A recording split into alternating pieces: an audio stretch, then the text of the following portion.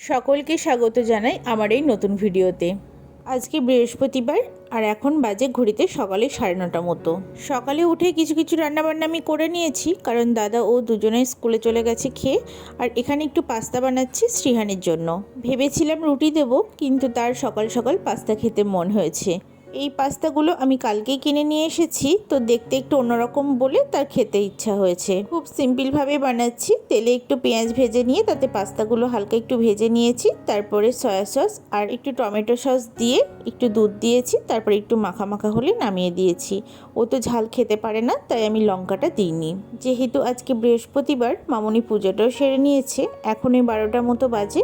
শ্রীহান উপরে গেছে, একটু খেলছে। সেই সুযোগে আমি স্নানটা সেরে নেব আর একটু মাছ রান্না করব। আসলে এই মাছের ঝোলটা একটু গরম গরম খেলেই ভালো লাগে। হালকা রান্না তো, ঠান্ডা হয়ে গেলে একদমই খেতে ইচ্ছা করে না।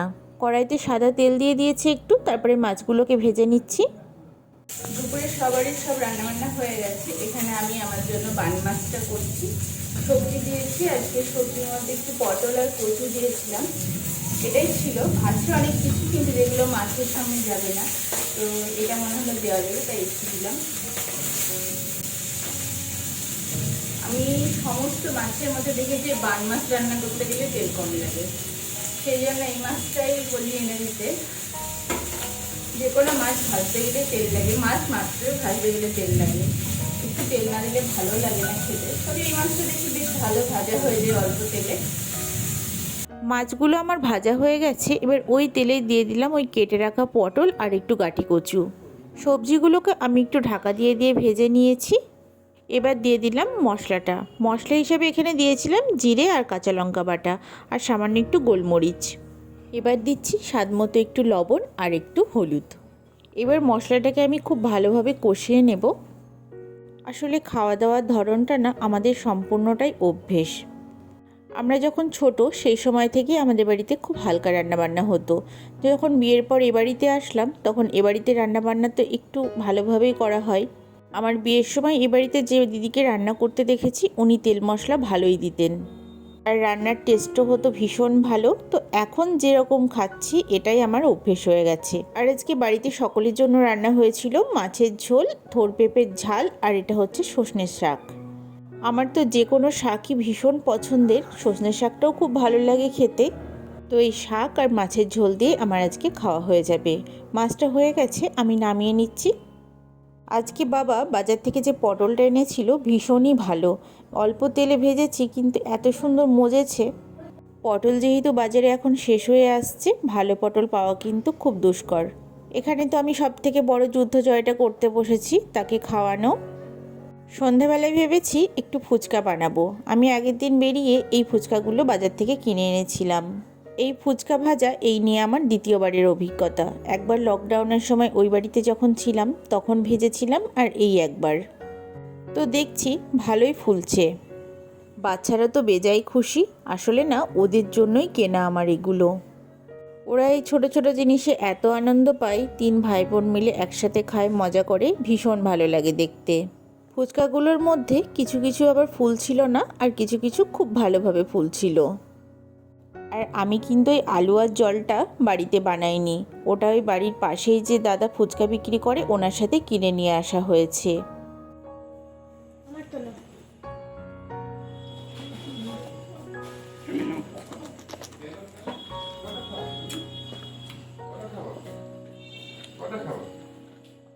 বুড়ি, দেখো তুমি খাবার তো, হ্যাঁ তুমি কোথায় বসবা? বাচ্চাদের সাথে সাথে আমরাও ফুচকা খাওয়ায় যোগ দিয়েছিলাম। আর আজকে রাতের খাবারে হবে রুটি আর আলু পটলের দম, সেটাই পিসি বানাচ্ছিল। তুমি কি করছো? ঘুম থেকে উঠে ফোন পড়তে বসো। এবার এবার একটুখানি পড়ি, এইটুকু পড়বো, এইটুকু। অব্যয়, হ্যাঁ অব্যয় পড়বে। আচ্ছা, বই নিয়ে আসবো আমি, পড়ে নয় অব্যয় পড়ে নেই। অব্যয় না, কতক্ষণ? 5 মিনিট পর, 5 মিনিট, প্রমিস। শ্রীহানকে একটু পরিয়ে নিলাম, তারপরে ওর বাবাইয়ের সাথে একটু বেরিয়েছে ঘুরতে। আর আমি আজকে ভেবেছি আমার যত জুয়েলারি রয়েছে সেগুলোকে একটু গোছাবো। পুজো তো প্রায় চলেই আসছে, আর কয়েকটা দিন বাকি আছে। ওয়ার্ড্রপটা একটু অগোছালো হয়েছে, সব আস্তে আস্তে গোছাতে হবে। তবে একদিনে সবটা সম্ভব না, আজকে একটা আবার কালকে একটা, এইভাবেই করতে হবে। সমস্ত কিছু গুছিয়ে গুছিয়ে রাখি, আবার যখন কোথাও যাওয়ার থাকে পড়ার সময় আবার এলোমেলো হয়ে যায়। ওই যে একটা বের করতে গেলে আর একটা বেরিয়ে আসে।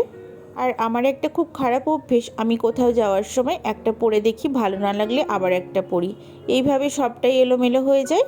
আমার এই কেমিক্যাল বেডসের এই জুয়েলারিগুলো পরতে ভীষণ ভালো লাগে। আর এটা হচ্ছে একটা কাঠের নেকলেস মতো, এটা আমার মা কিনে দিয়েছিল। এটাও মা কিনে দিয়েছে, এটা হচ্ছে ওই ক্রিস্টাল পাথরের হবে। আর এই পার্লের জুয়েলারিটা, এটা একটা দিদি আমাকে গিফট করেছিল। আমার ভীষণ পছন্দের সবগুলোই। পরা হোক আর না হোক, একটু গুছিয়ে রাখলে নিজের দেখতেও ভালো লাগে আর জিনিসগুলোও ভালো থাকে। আর এই কাঠের হ্যান্ডমেড জুয়েলারিটা আমি গত বছর হস্তশিল্প মেলা থেকে নিয়েছিলাম। এখানে একটা কুন্দনের সেট রয়েছে, কয়েকটা সিটি গোল্ড রয়েছে, যেগুলো শখের বশে কিনেছি, খুব একটা পরা হয় না। এটা একটা মেটালের কান রয়েছে, এটা আমার ভীষণ পছন্দের, কিন্তু পরলে কানে ভীষণ লাগে, সেজন্য পরা হয় না খুব একটা। আর এই সেটটা হচ্ছে আমি নিজে হাতে বানিয়েছিলাম। এটা হচ্ছে অক্সিডাইজের কিন্তু গোল্ড পলিশ। এটা ওই সীতাহার মতো আমি বানিয়েছিলাম, বেশ সুন্দর দেখতে হয়েছিল, তবে ভীষণ ভারী। ভেবেছি এবছর পুজোয় একবার পরবো। শ্রীহানের যখন 1 বছর বয়স, তখন না হঠাৎ করে আমার মাথায় একটা ভূত চাপে যে জুয়েলারি বানানো শিখবো। তো আমি আর আমার একটা কাছের বান্ধবী তাই শিখতে গেছিলাম, শিখেওছি ভালোভাবে। কিন্তু ওই যে ছোট বাচ্চা নিয়ে না এগুলো বের করাই হয় না সেভাবে। এত ছোট ছোট জিনিস, ওগুলো যদি বের করি ও ধরবে, তারপরে মুখে টুখে দিলে আর এক বিপদ। এগুলো সবই আমার হাতে বানানো। এই যে এটা হচ্ছে অক্সিডাইজের একটা ঝুমকো দিয়ে, এটা একটা লং সীতাহার মতো এটা করেছিলাম। তারপরে কড়ি দিয়ে অনেক কিছু করেছিলাম, সেগুলো কোনো এক সময় দেখাবো। এই যে এই চোকারটাও বানিয়েছিলাম, ভীষণ সুন্দর দেখতে, ব্ল্যাক পলিশের চোকার। আর এই গ্লাস বিটসের ওপরে মেরুন কালারের এই হারটা দেখছেন, এটা ভীষণ সুন্দর দেখতে, পরলে খুবই ভালো লাগে। আসলে যখন এই প্রথম জুয়েলারি বানানো শিখছিলাম, তখন যে ডিজাইনটা দেখতাম সেটাই মনে হতো নিজে হাতে বানাই। এই করে করে প্রচুর বানিয়ে ফেলেছি। আর এই যে এখানে এই কেমিক্যাল বিটসের হারটা দেখছেন, এটা আমাকে বড়দি দিয়েছিল, ওরা শান্তিনিকেতন গেছিলো, ওখান থেকে এনেছি। এখানে কয়েকটা ব্যাঙ্গেলস রয়েছে, পার্লের ওই ব্যাঙ্গেলসটা আন্টি দিয়েছিল, আমাদের বাড়ির পাশেই থাকেন উনি। এই কাঠের চুড়িগুলো আমি এনেছিলাম ওই হাজারদুয়ারি থেকে। আমার যে কোনো এই ধরনের জুয়েলারির ওপরে ভীষণ দুর্বলতা, তাই যেখানেই বেড়াতে যাই এগুলো যদি পছন্দ মতো পেয়ে যাই কিনে নিই। তবুও এখানে কিছু কমই রেখেছি, বাছাই করা কয়েকটা। আর ও বাড়িতে তো প্রচুর রয়েছে, সেগুলো সব বিয়ের আগে কেনা বা যেখানে যেখানে বেড়াতে গেছি সেখান থেকে নিয়ে এসেছি। কতই বা পরবো, এখন তো বেরোনোও হয় না সেভাবে, যদিও বা বেরোই, শ্রীহানকে নিয়ে এতটাই তাড়াহুড়ো থাকে, নিজে সেভাবে রেডি হওয়ার সময়ই পায় না। এই ব্যাগগুলো আমি কিনেছিলাম, ওই 3টে 100 টাকা মতো নিয়েছিল। আর এগুলো এই জুয়েলারি রাখার জন্য বেশ ভালো। আর এই খুচখাচ ব্যাগ কেনার জন্য আমি যে কি বকা খাই, ওর কথা হচ্ছে আমি নাকি এগুলো ঘর ভর্তি করি। আমি কাজটা খুবই তাড়াহুড়ো করছি, কারণ শ্রীহান একটু পরেই তো চলে আসবে, আর সে যদি এগুলো হাতে পায় একবার, তাহলে আর কে দেখে। এই ব্যাগটায় আমি কয়েকটা মেকআপের জিনিস রাখছি, খুবই বাছাই করা, কারণ যেগুলো ডেট ওভার হয়ে গেছে বাদ দিয়ে দেবো, আবার পুজোয় তো নতুন করে কিনতে হবে। এগুলো দেখছি আর ভাবছি বিয়ের আগে এইসব জিনিসের প্রতি কত যত্ন ছিল। আসলে শ্রীহানের হাতে না এগুলোর মধ্যে অনেক কিছু নষ্টও হয়ে গেছে, সেগুলোকেও বাদ দিয়ে দিচ্ছি। আজকে আমার এই 1 ঘন্টাতে বেশ অনেকটা কাজ এগিয়ে গেল। এবার আলমারিটা একদিন গোছাবো, তাহলেই আমার অনেকটা হয়ে যাবে। তারপরে তো পর্দা টর্দা কাছাকাছি একটু বাকিই রয়েছে। আমার ঘরটা আমি আগের দিন ঝেড়ে নিয়েছি, তারপরে মামনির ঘরটা একদিনকে ঝেড়ে নেব, বাইরেটাও ঝেড়ে নেব। ওর যেদিন ছুটি থাকবে সেদিনকে ওই কাজগুলো করব। পুজোর আগে তো প্রত্যেক বছরই ঘরটার পরিষ্কার করা হয়, তো এবছর ভেবেছি ওর ছুটির দিনে করব, কারণ ওই ফ্যানগুলো আমি না হাতের নাগালের মধ্যে পাই না। এগুলো গোছানো হয়ে গেলে আবার ওই ওষুধের তাকটা একটু গোছাতে হবে, কারণ শ্রীহানের প্রচুর ওষুধ আছে যেগুলো ওর কাজে লাগে না, মানে কোনো সময় কেনা হয়েছে তো কিছু কিছু খেয়ে আবার কিছুটা করে রয়ে গেছে, সেগুলোকে সব বাদ দিয়ে দেব, আর যেগুলো প্রয়োজনীয় সেগুলোকে রেখে দেব। গোছানো মোটামুটি কমপ্লিট হয়ে গেছে, এবার আমি এগুলোকে সেলফের মধ্যে রেখে দেব। আরও টুকটাক যেগুলো কাজ আছে শ্রীহান আসার আগেই আমাকে কমপ্লিট করতে হবে। ঘরে যদি বাচ্চা থাকে এত জিনিসপত্র হয়ে যায়, মানে আমার জামা কাপড় পুরো ডবল হয়ে গেছে। এখন তো আর জায়গাই হয় না সেভাবে, আমি কিছু কিছু রাখি আর কিছু কিছু অন্য জায়গায় রেখে দিই। যাই হোক, আজকের গোছগাছ মোটামুটি কমপ্লিট হলো। আর আসছি আবার নতুন কোনো ভিডিও নিয়ে। ততক্ষণ সবাই ভালো থাকবেন। আর আজকের ভিডিওটা কেমন লাগলো অবশ্যই একটা কমেন্ট বক্সে কমেন্ট করে জানাবেন। যদি ভালো লাগে একটা লাইক করে দেবেন, চ্যানেলটাকে সাবস্ক্রাইব করে রাখবেন।